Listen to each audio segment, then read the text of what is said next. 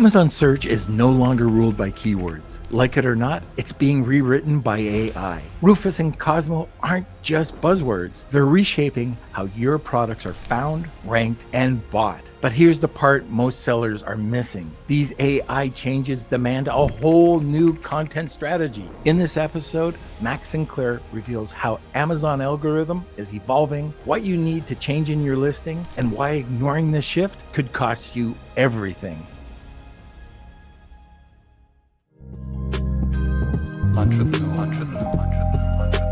All right, we're going to be talking about and talking to one of my favorite guests. He's the founder of Ecomtent, AI, a leading content generation platform built for the future of AI-powered search like Cosmos and Rufus.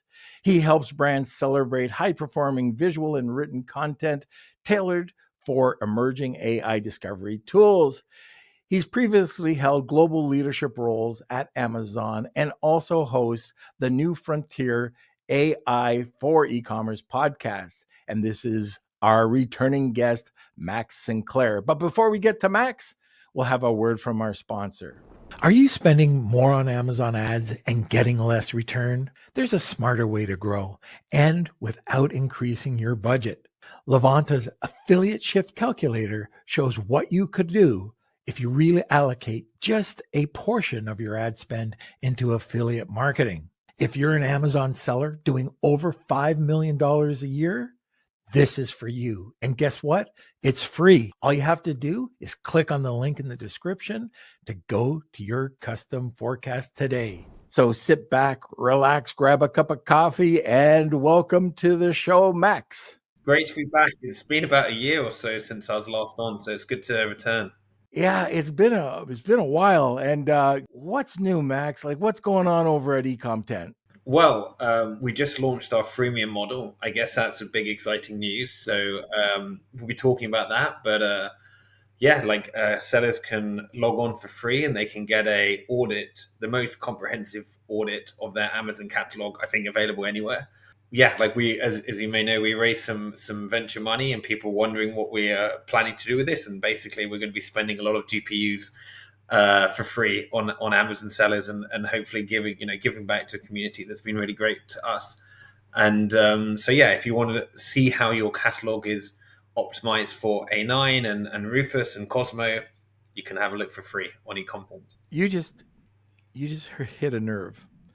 So last podcast, or maybe two podcasts ago, we had a question, and I said I would do some digging on this, and I did, about an A10 algorithm. And my answer was there is no A10.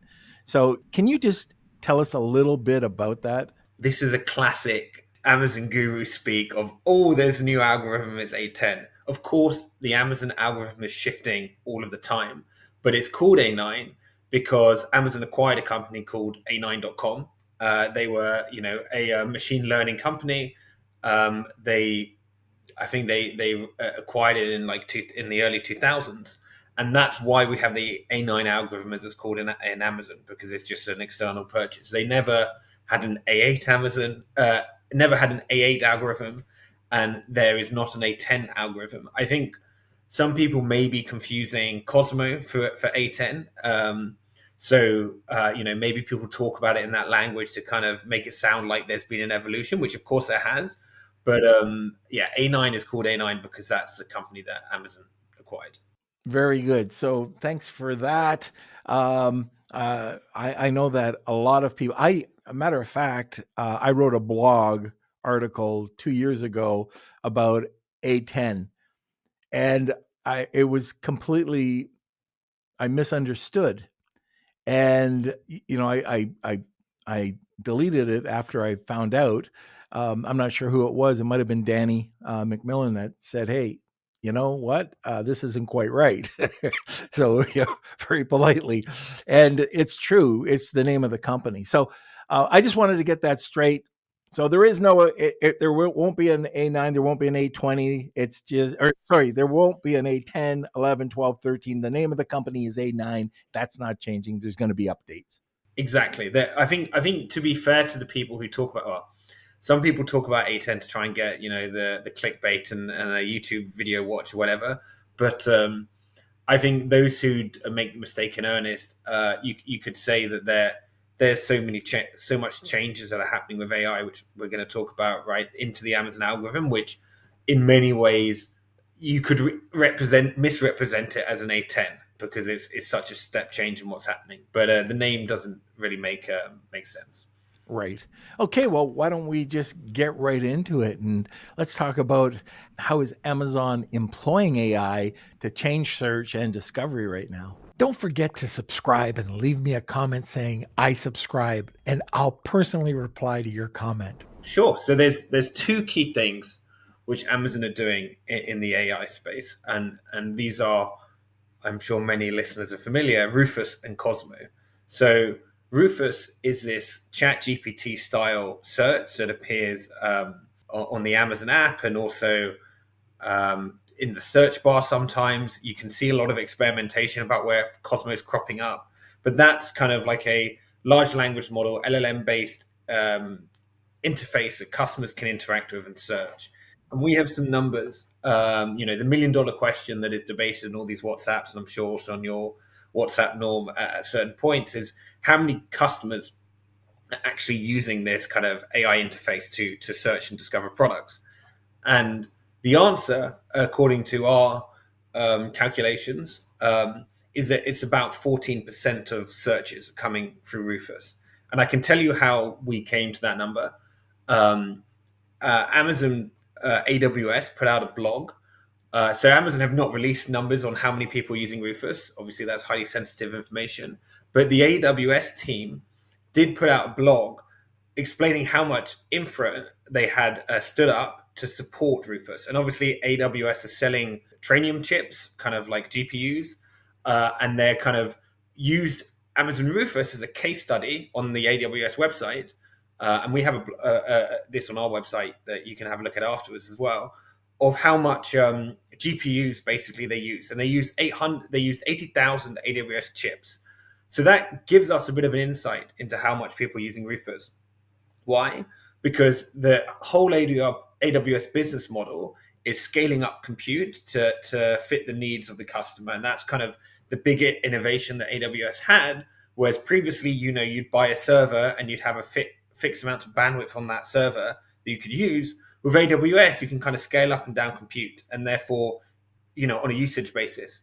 So the fact that they used 80,000 chips means that they needed 80,000 chips, right? Like that's why they used 80,000 chips. And 80,000 chips gives you about 3 million tokens that you can process per minute. And if we work backwards from that and assume that the average query length on Rufus is similar to the query length on Perplexity, which is about 10 to 11 words, and each word comprises about 1.5 tokens, because the relationship between words and tokens that large language model use, which are numbers, isn't 1-to-1. It's about 1.5 to 1 on average. So anyway, we assume it's 1.5 on average. That gives you about 15.75 tokens per query. And if you divide that by the 3 million capacity, you get 275 million queries a day that the AWS infrastructure can support. And 275 million queries a day is about 13.7% of 2 billion Amazon searches per day. So that's how we got to that 14% number. Working backwards from the actual infrastructure that AWS use. I mean, there's a lot of numbers are thrown out there, but I don't know what your thoughts are on those maths, Norm. I thought it would probably be higher. And I was thinking, around 20-ish percent. But I'm sure once sellers get used to Rufus, that's going to skyrocket very quickly. I agree, and I'll caveat this in saying this article was from October 24, so Oh, the number okay. could be higher now. And I think you're right, because if you think about this, like a logical comparison would be Google gets 8 billion searches a day. That's kind of like traditional Amazon search. And ChatGPT gets about 2 billion messages a day, which is kind of like the AI search. So that's 25%, right? So that would directionally feel like the right number. I mean, the maths that I laid out puts it about 14%. So I think you're safe to assume we're somewhere in the region of 14 to 25, roughly, people using Rufus. All right. And Why is Amazon leaning so heavily on AI right now? Well, as an ex-Amazonian of 6 years, as you kindly put in, announced at the beginning of the podcast, it's within the culture of the company. So I don't know if you have you ever read a shareholder letter from Amazon. No, I haven't. They're fantastic, and I highly recommend you and everyone else listening to read them, because it's a way that the Jeff Bezos and now Andy Jassy don't just communicate with their shareholders, but also they use it as a mechanism to communicate to the entire company. And they write these brilliantly insightful letters about how they're thinking, and at a super high level where the company's going. And there's two quotes that I'd like to extract from these letters, which I think show why Amazon is going AI first, all in on AI. So in 2016, Jeff wrote, and this is a classic Jeff quote: "Customers are always beautifully, wonderfully dissatisfied, even when they report being happy and business is great. Even when they don't know it yet, customers want something better. No customer ever asked Amazon to create the Prime membership program, but it sure turns out they wanted it." And I think that kind of speaks to the customer obsession that is a key tenet of Amazon. I mean, as a seller or sellers listening, you probably don't feel that, but like for the end customer, there's a huge focus on it, and they want to invent and create the best experiences for customers, and that is AI. Like I think it's unarguable that a ChatGPT conversation is way better than doing 10 Google searches, and that's part of why they're leaning on it. It's funny, and I've just found myself just over the last week or two, just kind of honing in on where I'm searching. And I'm not, I might do the odd because I forget to go over to Perplexity or go over to ChatGPT, but I've got so many conversations now that the AI is open all the time, no matter what I'm doing. And I'm always asking it for questions. When I'm watching TV at 12 at night or 1 in the morning, I've got it open asking questions, even to Siri, which Yeah, it's I not good. lean on probably the least. Yeah. But I'm always asking, just stupid questions I would never even think of. It was maybe when was this song, recorded, or what what were the I forget this person's face, her or what where wherever she was in other shows. Tell me a list. Or what I did the other day? This is so stupid. We're going down a stupid rabbit hole, I know. But back in the day, you're way too young for this. But back in the day, there was these albums that came out, and they were by K-Tel. Okay, and the one album I had was 22 explosive hits. And there was a few songs in there that came back to mind. And I said, I want to create a playlist of all K-Tel's records. So it came and it listed in a split second, all the songs that I wanted. And all right, well, there's my list. That's what I was looking for, and it's something stupid I would never even have thought of in a million year. But now I've got another garbage playlist I'm listening to. But so Yeah, there's another quote I'd like just to throw in there on this AI topic from the most recent shareholder letter. And again, if you take one thing away from this podcast, try out Ecomtent Freemium. If you take a second thing away, read these shareholder letters. They're fantastic, and they give you an insight into Amazon. And in this year, Andy Jassy said, generative AI is going to reinvent virtually every customer experience we know. You'll see changes to the norm in search, shopping, personal assistance. Some of these areas are already seeing rapid progress.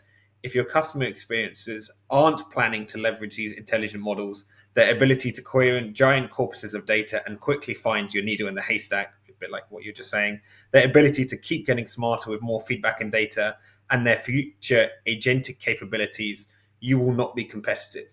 So, I mean, I think him stating that is almost talking internally, right? Like he's saying to the teams as an ex-Amazonian, I can tell you we'd read these, and you would think about this as if you want to get promoted or you want to do well in the company, like you got to embody what they're talking about in these, when the CEO, in the few times that you kind of interact directly with the CEO, like you would from these letters that they write. And yeah, AI is going to reinvent the customer experience at Amazon, and that's just part of the DNA of the company. They love inventing. Invent and simplify is another one of the key leadership principles alongside customer obsession, and it's going to be even more. We're going to see even more changes than what we've already seen. For all the listeners, if you've ever listened to Max talk before on the other podcasts he's been on a few of them. He speaks as an Amazonian, but you were actually in the AI department, weren't you? I worked, yes. So I worked in search. One of my specific roles was ensuring browse quality and customer experience for Amazon's launch in Singapore. So basically, ensuring that customers could discover good products and the catalog worked well. So I know I know very well the A9 algorithm. I know its benefits and its drawbacks, and I can tell you how the A9 algorithm works. I mean, I think that was my next question. Go on. I think this is common knowledge, but I can kind of confirm it, which is you would stack rank the results based on keywords. So you would look at all various signals, and the actual secret source was the actual formula was secret. They wouldn't tell you like what the weightings for each of these were, but broadly you had price, sales velocity, in stock, conversion, 20 signals maybe of what a good product is, and you'd have some secret formula that would work out on each keyword, office chair, what was the best product and what the ranking should be based on the various weightings of these signals. And that's how the algorithm worked. This is totally different now, what's happened with Cosmo. Totally different algorithm. So based on that being totally different, tell us some of the changes. So we had I don't want to say the traditional, but we've had the algorithm from the past. Now moving forward, I would call it deterministic AI, right? So you'd had deterministic AI where you would, the stuff that we were all used to, where you would crunch numbers and computer crunches loads of numbers, looks at all these signals across billions of data points. Here's your output. It's not doing anything generative or creative in there. It's just like, there you go. How personalized are your Amazon listings now? Max explains the pregnant woman slipper test and how Cosmo changes everything about search results. How does the Amazon seller really adapt to all of these changes? Well, the key change is the introduction to Cosmo, and as we were saying at the beginning, maybe some people confuse Cosmo with A10, but Cosmo is Amazon's common sense algorithm. And basically, they launched this, by the way, before Rufus. It's a separate, related but separate thing. Rufus is kind of this front end experience that people can talk with and get product recommendations. Cosmo is they've put a large language model also in the back end. Why did they do this? They did this to increase the personalization fundamentally. So each customer now gets a super personalized and will, in my view, increasingly more personalized view of Amazon. And the famous example that they have in the Cosmo paper is kind of the pregnant woman searching for slippers. They will show her slip resistant shoes because they know that woman is they have the data that woman's pregnant, and the common sense LLM AI algorithm will just say, okay, if you have a pregnant woman, we're going to give her slip resistant shoes. So in that paper that came out in Q1 24, they say that they did a test on 10% of US traffic. I spoke about this before on the podcast, but maybe if you missed it, they did a test on 10% of US traffic. It saw a 0.7% increase in product sales. And they say in the paper, the rollout of this is going to be worth billions of dollars. And from everything we've seen at Ecomtent, working with hundreds, if not thousands of sellers across all, every locale, it's rolled out everywhere now. Now we're getting into, May 2025. And obviously Amazon has grown, right? So you can see like that slight tweak of increase in conversion, and I'm sure they've made it better and better and better as the algorithm has, they've refined it. It is valuable. And the reason, to answer your question, that this is different is because these, returning to what I was saying before, these large language models work on a token basis. They don't work on a word basis. So they take a prompt, they convert the prompt into tokens, which are numbers. They then compress the numbers because this stuff is super expensive to run. Huge, why NVIDIA is the most valuable company, or one of them in the world. They compress that into the numbers, they compress them. Then it goes into the AI engine. Then the AI engine sees all of its training data, all of the data on the customer, and out comes a personalization. So there's been a fundamental technology shift in how the Amazon algorithm works, from deterministic AI to this kind of large language model, generative based AI with Cosmo. And that's a big shift that's happened in the last year or two. I had this week, had a new client came on. We were doing an audit. One of the things I looked at was, when did you ever optimize your listing last? And it was years ago. This was a long title, over 200 characters, 223 characters. Yeah. The bullets went on forever. So many duplicated keywords, or even a primary keyword over and over and over again. It was old school, listing optimization. So forget about the images, forget all about that. But I went to him and I just told him, have you heard about, not having these long titles anymore, not duplicating, should be 150 characters or less. And he came back and he was saying, well, don't do that. Like, how are people going to find my listing? My keywords are in there. I said, well, yeah, put your main keyword phrase into the title, but Amazon is going to change whoever's looking at that. They're going to change that title anyways. And, and he couldn't believe it. And I was saying, yeah, your title is just as important. Like, give what it needs. Like, just give a highlight. And then with your, the same thing with your bullet points, you can optimize your back end still. But you don't want to do that. First of all, it's a pain in the ass when you're on mobile. But second of all, you don't need it anymore. The algorithm is going to pick up and choose what it's going to show to it's almost on an individual basis. And so that was just like a lightning bulb, just kind of clicked, and it was, oh, I don't have to have this ugly listing anymore. So and that's what's happening. 100%. Amazon not only changed the title lengths, and they rolled out some new stuff at the back end of last year, right? Like lengths of titles, lengths of bullet points, basically making it shorter, more compressed, but also fundamentally, this large language model understands the context of your listing. And yeah, like they penalize you, and they said this, actually in that term change, they will penalize you for repeated keywords. They don't want a catalog which is keyword stuffed. They actually said that in the thing they rolled out. So you obviously, you know what you're talking about, Norm. You're 100% correct. I can talk about some ways that we that we would suggest people optimize. Why don't we talk about 4 different ways that people can optimize their listing nowadays? Amazon's old ranking algorithm is dead. Max breaks down what sellers need to know about the new common sense AI model. It's about intent. It's not about keywords anymore.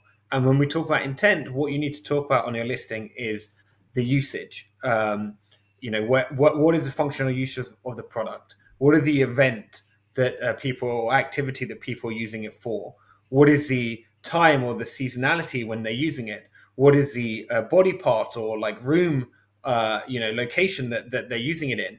And then critically, what activities are used for and who's the audience.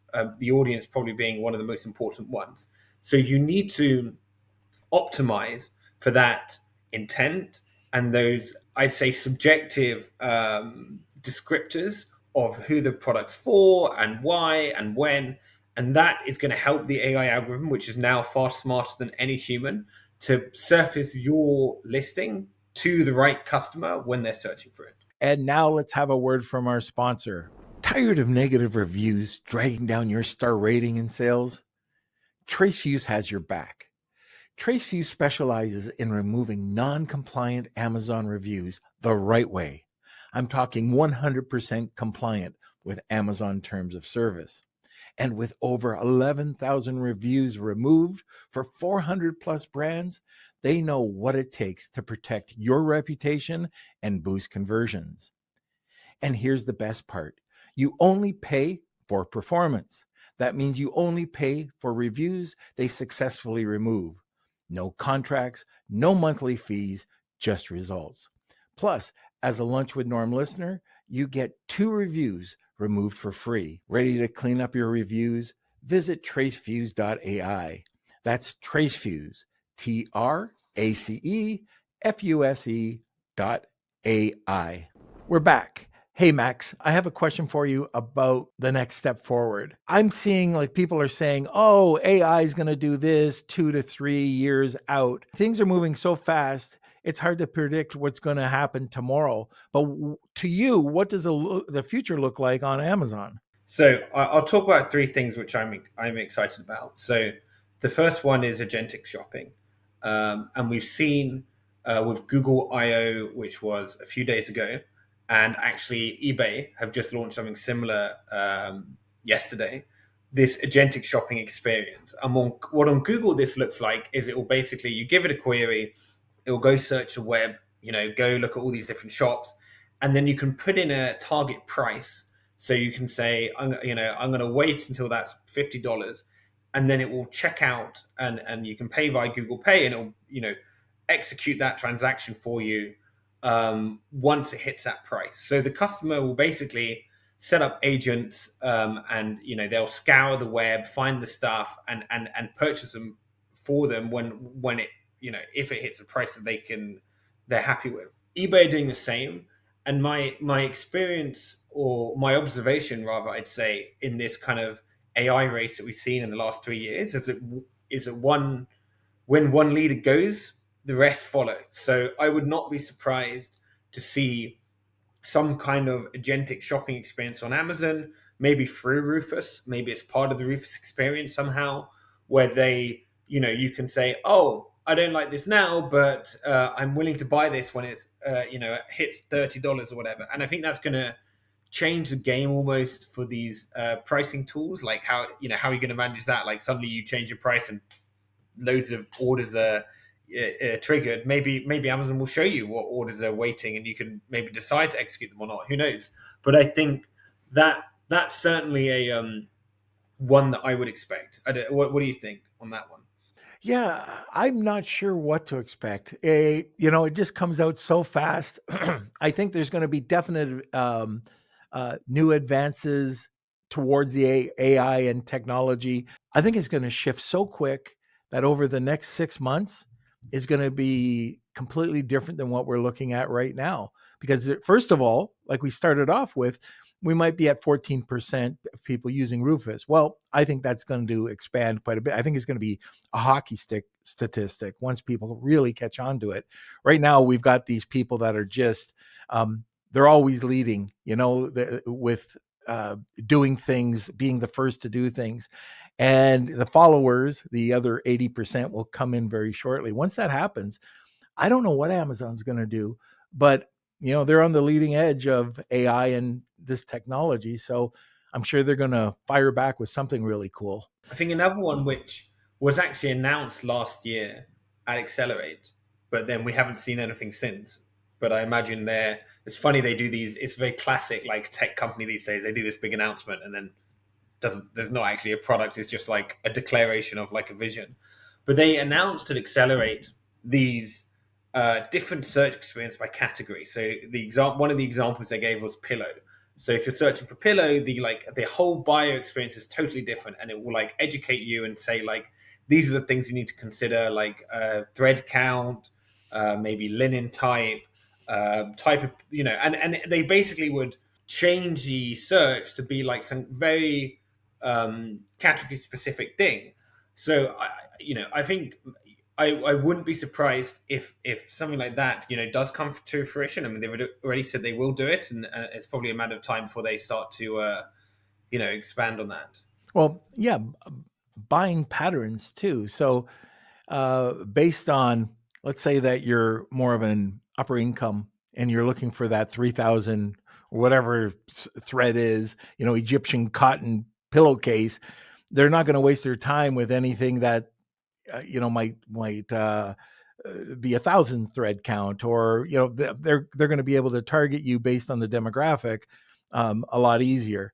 Now they might be doing some of that right now, but I don't think they're doing it as well as what you'll start to see later on.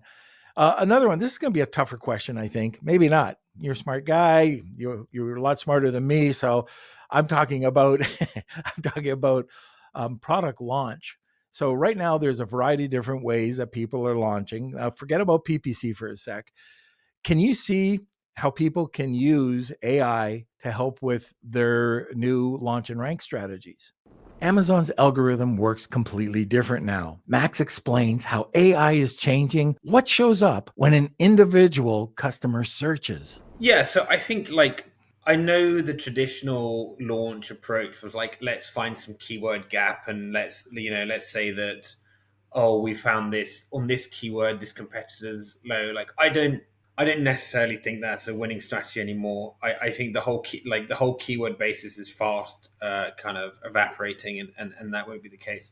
I think obviously innovation is still going to be important and solving customer needs of new technology and new invention is going to be important. I read Danny, we talked about Danny McMillan. I read his whole article on the honeymoon period and how like it's a bit of a myth, and I found it very convincing personally reading that and his dissection of it. So I think it's going to be about innovation. It's going to be about identifying your target audience, and solving a real problem for them. So spending time with that target audience, speaking to them, understanding why the competition, why it didn't work for them, whatever competing product is, and then launching something that is truly innovative. And when you do that, I would highly recommend that you follow what we talked about in terms of optimizing for Cosmo, talk about the audience, talking about the event they're using it for, talking about the problem they have,